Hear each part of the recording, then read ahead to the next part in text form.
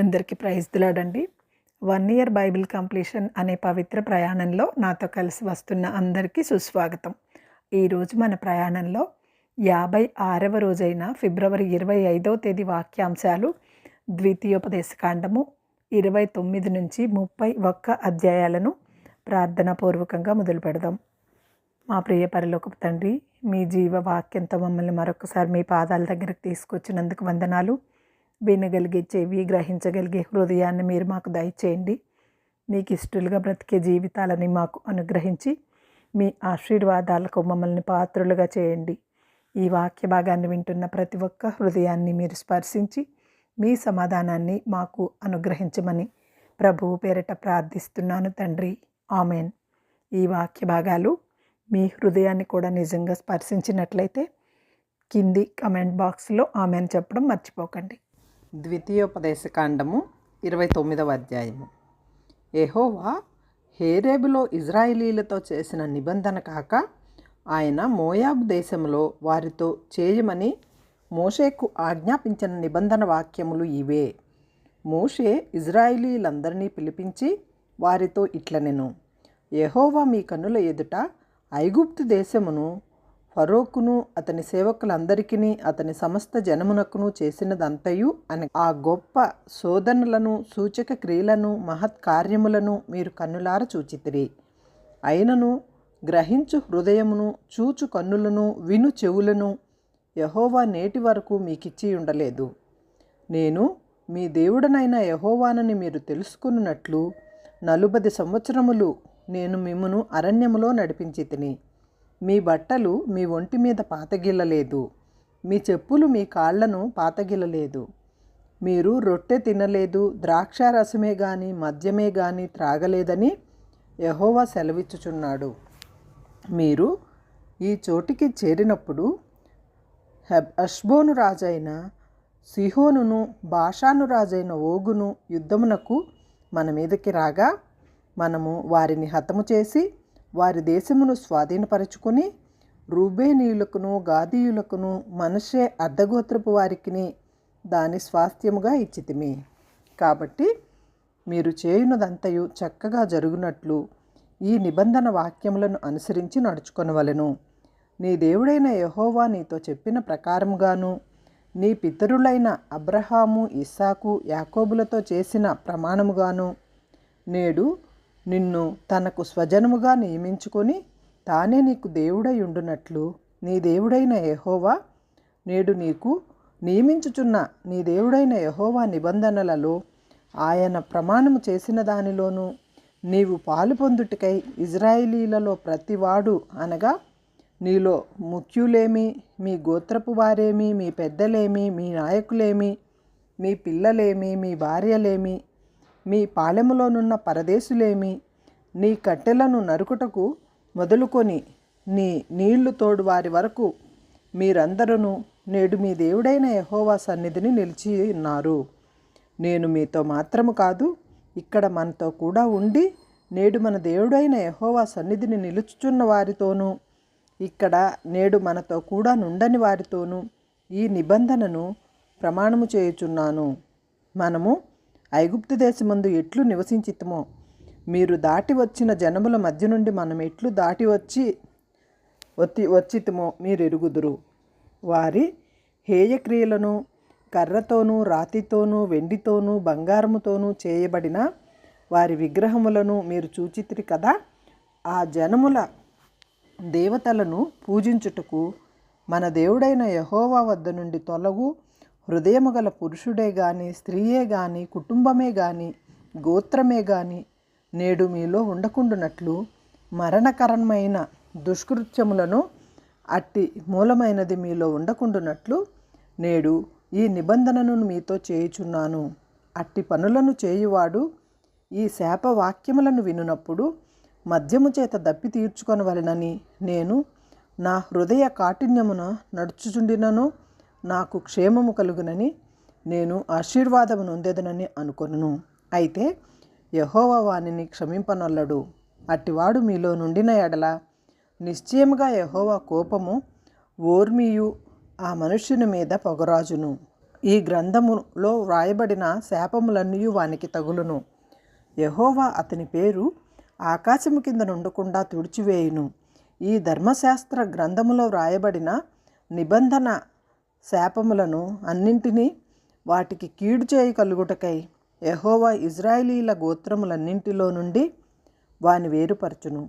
కాబట్టి మీ తరువాత పుట్టు మీ సంతతి వారును, దూరదేశంలో నుండి వచ్చు పరదేశులను, సమస్త జనములను, ఆ దేశము యొక్క తెగుళ్లను యెహోవా వాని మీదకి రప్పించి సంకటములను చూచి వారు యెహోవా తన కోపోద్రేకము చేత నశింపజేసిన సొదొమ, గొమొర్రా, అద్మా, సెబోయిముల వలె ఆ సమస్త దేశమును గంధకము చేతను ఉప్పు చేతను చెడిపోయి విత్తబడకయు, దానిలో ఏదియు పుట్టకయు, దానిలో ఏ కూరయు మొలవకయు ఉండుట చూచి యెహోవా దేని బట్టి ఈ దేశమును ఇట్లు చేసెనో ఈ మహా కోపాగ్నికి హేతువేమో అని చెప్పుకుందురు.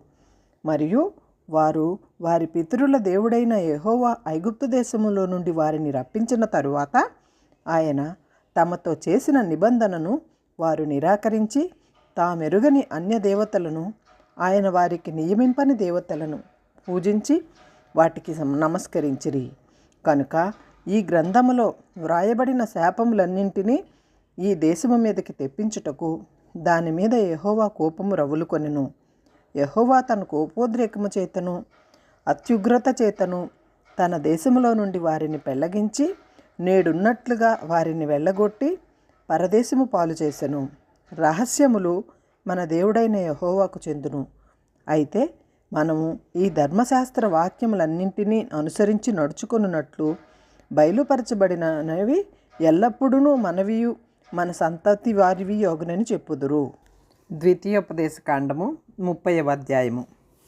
నేను నీకు వినిపించిన ఈ సంగతులన్నీయు అనగా దీవెనయు శాపనయు నీ మీదికి వచ్చిన తరువాత నీ దేవుడైన యెహోవా నిన్ను వెళ్ళగొట్టించిన సమస్త జనముల మధ్యను వాటిని జ్ఞాపకం చేసుకొని నీ దేవుడైన యెహోవా వైపు తిరిగి నేడు నేను నీకు ఆజ్ఞాపించు సమస్తమును బట్టి నీ పూర్ణ హృదయముతోనూ నీ పూర్ణ ఆత్మతోనూ ఆయన మాట నీవును నీ సంతతి వారును వినిన ఎడల నీ దేవుడైన యెహోవా చెరలో నుండి మిమ్మును తిరిగి రప్పించును.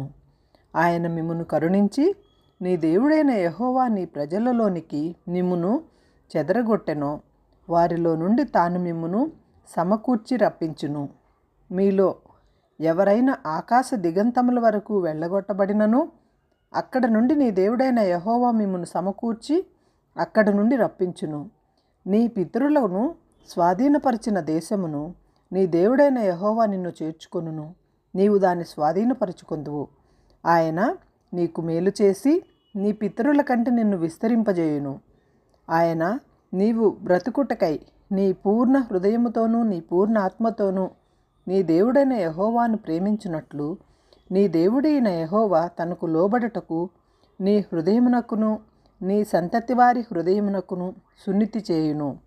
అప్పుడు నిన్ను హింసించిన నీ శత్రువుల మీదికిని నిన్ను ద్వేషించిన వారి మీదికిని నీ దేవుడైన యెహోవా ఆ సమస్త శాపములను తెప్పించును. నీవు తిరిగి వచ్చి యెహోవా మాట విని నేను నేడు నీకు ఆజ్ఞాపించు ఆయన ఆజ్ఞలన్నింటినీ గైకొందువు. మరియు నీ దేవుడైన యెహోవా నీ చేతి పన్నులన్నింటి విషయంలోనూ, నీ గర్భఫలము విషయంలోనూ, నీ పశువుల విషయంలోనూ, నీ భూమి పంట విషయంలోనూ నీకు మేలు కలుగునట్లు నిన్ను వర్ధిల్లజేయును. ఈ ధర్మశాస్త్ర గ్రంథమందు వ్రాయబడిన ఆయన ఆజ్ఞలను కట్టడలను నీవు గైకొని నీ దేవుడైన యెహోవా మాట విని నీ పూర్ణ హృదయముతోనూ నీ పూర్ణ ఆత్మతోనూ నీ దేవుడైన యెహోవాకు వైపు మళ్ళునప్పుడు ఆయన నీ పితరుల యందు ఆనందించినట్లు నీకు మేలు చేయుటకు నీ యందును ఆనందించి నీ వైపు మళ్ళును. నేడు నేను మీకు ఆజ్ఞాపించు ఈ ధర్మశాస్త్రమును గ్రహించుట నీకు కఠినమైనది కాదు, దూరమైనది కాదు. మనము దానిని విని గైకొనున్నట్లు ఎవడు ఆకాశమునకు ఎక్కిపోయి మన వద్దకు దాన్ని తెచ్చును అని నీవనుకొనుటకు అది ఆకాశమందు ఉండునదియూ కాదు. మనము దాన్ని విని గైకొనున్నట్లు ఎవడు సముద్రము దాటి మన వద్దకు దాన్ని తెచ్చును అని నీవు అనుకొననేలా అది సముద్రపు అద్దరి మించున్నది కాదు.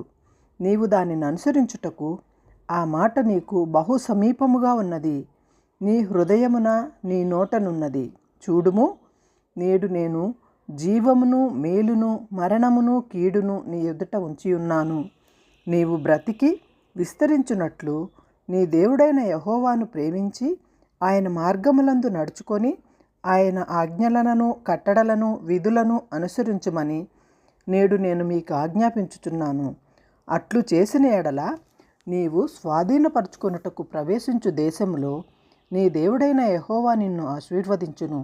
అయితే నీ హృదయము తిరిగిపోయి నీవు విననొల్లక ఈడ్వబడిన వాడివై అన్యదేవతలకు నమస్కరించి పూజించిన ఎడల మీరు నిశ్చయముగా నశించిపోవుదురనియు స్వాధీనపరచుకొనుటకు యోర్దానును దాటబోచున్న దేశంలో మీరు అనేక దినములు ఉండరనియు నేడు నేను నీకు తెలియజెప్పుచున్నాను.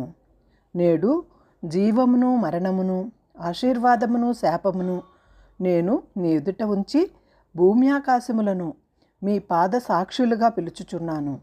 నీ పితరులైన అబ్రహాము ఇస్సాకు యాకోబులకు ఆయన ప్రమాణం చేసిన దేశములో మీరు నివసించున్నట్లు యెహోవాయే నీ ప్రాణమునకును నీ దీర్ఘాయుషుకును మూలమై ఉన్నాడు. కాబట్టి నీవును నీ సంతానమును బ్రతుకుచు నీ ప్రాణమునకు మూలమైన నీ దేవుడైన యెహోవాను ప్రేమించి ఆయన వాక్యములను విని ఆయనను హత్తుకున్నట్లు జీవమును కోరుకొనిడి. ద్వితీయోపదేశకాండము 31వ అధ్యాయము. మోషే ఇజ్రాయిలీలందరితో ఈ మాటలు చెప్పుట చాలించి వారితో మరలా ఇట్లనెను. నేడు నేను 120 ఏండ్ల వాడనై ఉన్నాను. ఇక మీదట నేను వచ్చుచూ పోవుచూ ఉండలేను. యెహోవా యోర్దాను దాటకూడదని నాతో సెలవిచ్చెను. నీ దేవుడైన యెహోవా నీకు ముందుగా దాటిపోయి ఆ జనములను నీ ఎదుట నుండకుండా నశింపచేయును. నీవు వారి దేశమును స్వాధీనపరచుకొందువు. యెహోవా సెలవిచ్చియున్నట్లు యెహోషువ నీ ముందుగా దాటిపోవును. యెహోవా నశింపజేసిన అమోరీయుల రాజైన సీహోనుకును ఓగుకును వారి దేశములకును ఏమి చేసెనో ఆ ప్రకారముగానే ఈ జనములకును చేయును. నేను మీకు ఆజ్ఞాపించిన దానినంతటిని బట్టి మీరు వారికి చేయునట్లు యెహోవా నీ చేతిని వారికి అప్పగించును. నిబ్బరము కలిగి ధైర్యముగా ఉండుడి, భయపడకుడి, వారిని చూచి దిగులు పడకుడి. నీతో కూడా వచ్చువాడు నీ దేవుడైన యెహోవాయే. ఆయన నిన్ను విడువడు, నిన్నెడబాయడు. మరియు మోషే యెహోషువను పిలిచి, నీవు నిబ్బరముగా కలిగి ధైర్యముగా ఉండుము. యెహోవా ఈ ప్రజలకిచ్చుటకు వారి పితరులతో ప్రమాణము చేసిన దేశమునకు నీవు వారితో కూడా పోయి దానిని వారికి స్వాధీనపరచవలెను. నీ ముందర నడుచువాడు యెహోవా, ఆయన నీకు తోడయుండును. ఆయన నిన్ను విడువడు, నిన్ను ఎడబాయడు. భయపడకుము, విస్మయమొందకుమని ఇజ్రాయేలీలందరి ఎదుటను అతనితో చెప్పెను.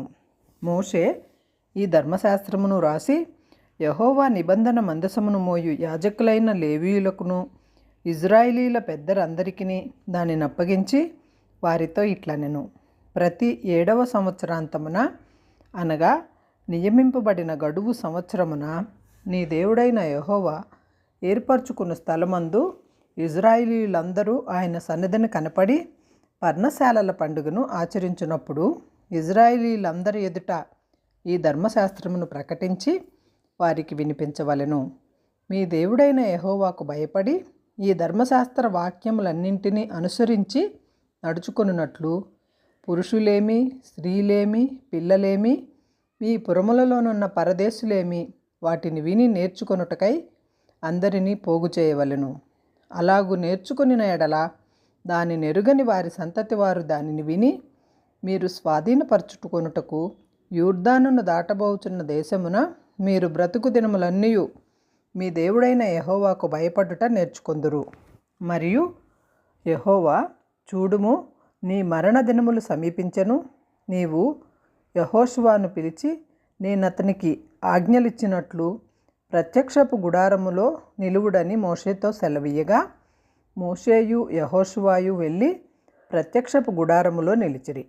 అచ్చట యెహోవా మేఘస్తంభములో ప్రత్యక్షమాయెను. ఆ మేఘస్తంభము ఆ గుడారపు ద్వారము పైన నిలువగా యెహోవా మోషేతో ఇట్లనెను, ఇదిగో నీవు నీ పితరులతో పండుకొని పోచున్నావు. ఈ జనులు లేచి ఎవరి దేశమున తాము చేరి నడుమనుందురో ఆ జనుల మధ్యను వ్యభిచారులై ఆ అన్యుల దేవతల వెంట వెళ్ళి నన్ను విడిచి నేను వారితో చేసిన నిబంధనను మీరుదురు. కావున నా కోపము ఆ దినములలో వారి మీద రగులుకొనును. నేను వారిని విడిచి వారికి విరోధినొగుదును. వారు క్షీణించిపోవుదురు.